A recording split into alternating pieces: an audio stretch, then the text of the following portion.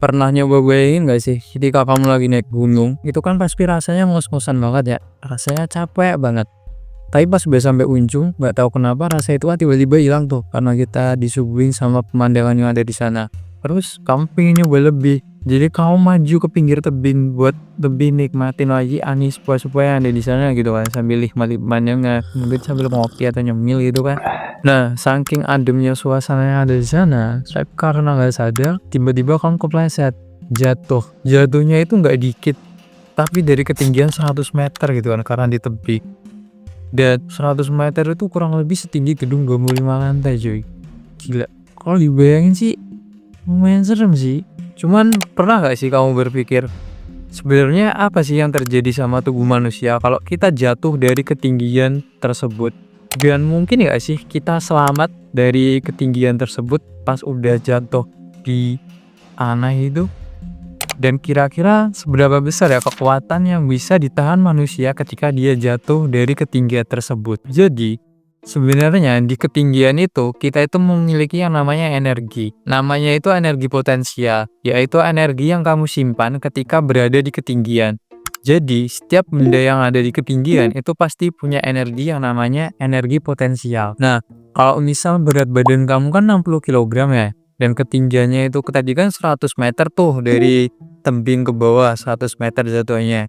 Sedangkan percepatan gravitasi di bumi sendiri itu kan 9,8 meter per sekon kuadrat kan. Nah, tinggal dikaliin aja tuh, nanti bakal ketemu yang namanya energi potensialnya berapa nilainya. Tapi waktu kamu jatuh, energi potensial itu berubah lagi menjadi energi kinetik namanya. Atau sederhananya itu energi gerak. Karena kamu yang tadinya kan diem aja, terus tiba-tiba kamu kan kepleset, jatuh ke bawah. Itu artinya kamu bergerak menuju ke bawah.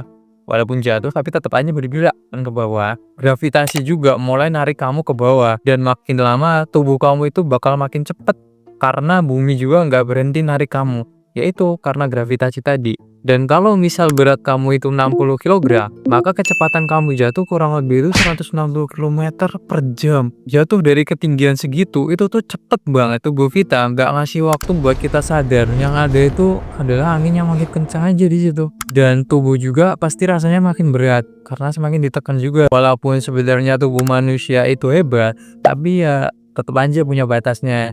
Katanya tubuh manusia biasa itu cuman bisa nahan 5 kali gaya gravitasi doang. Artinya itu cuman 5 kali berat badan kita. Dan kalau misal kamu jatuh dari ketinggian ratusan meter itu tanpa hambatan sedikit pun, artinya dari tebing langsung jatuh ke bawah itu. Nah gitu, tanpa ada hambatan semak atau nyangkut di pohon atau melinding ke sisi tebingnya. Itu artinya tekanannya bisa ratusan kali lipat dari berat tubuhmu. Wah, itu gila banget. Kalau misal kamu jatuh tanpa terkena resapan atau misal nyangkut apa-apa gitu, ya udah kayak telur pecah gitu. Udah kayak yang di ini nih, Olimpiade SpongeBob yang jatuh. Udah kayak final destination banget, gue. Tapi ada kasus-kasus tertentu di mana orang yang menerima tekanan lebih dari itu bisa selamat. Tapi syaratnya dengan alat-alat tertentu atau dengan alat-alat khusus. Contohnya itu pembalap F1. Pembalap F1 itu jet darat banget, kecepatannya tinggi banget, bahkan nggak bisa diikutin sama mata. Ada kan yang ketika dia kecelakaan, tapi orang di dalamnya itu selamat. Karena itu ada perlengkapan khususnya yang menghalau dari tekanan atau menghandle-nya gitulah kurang lebih. Ya, nah misal kalau kamu jatuh dari tebing dengan perlengkapan khusus, kemungkinan juga ada kemungkinan masih hidup, maksudnya itu nggak nemen-nemen banget bonyoknya. Tapi kalau misal tanpa perlengkapan apapun dan langsung kayak gitu, udah mungkin alam atau ya bertahan-tahan paling koma dikit, habis itu bablas kali ya.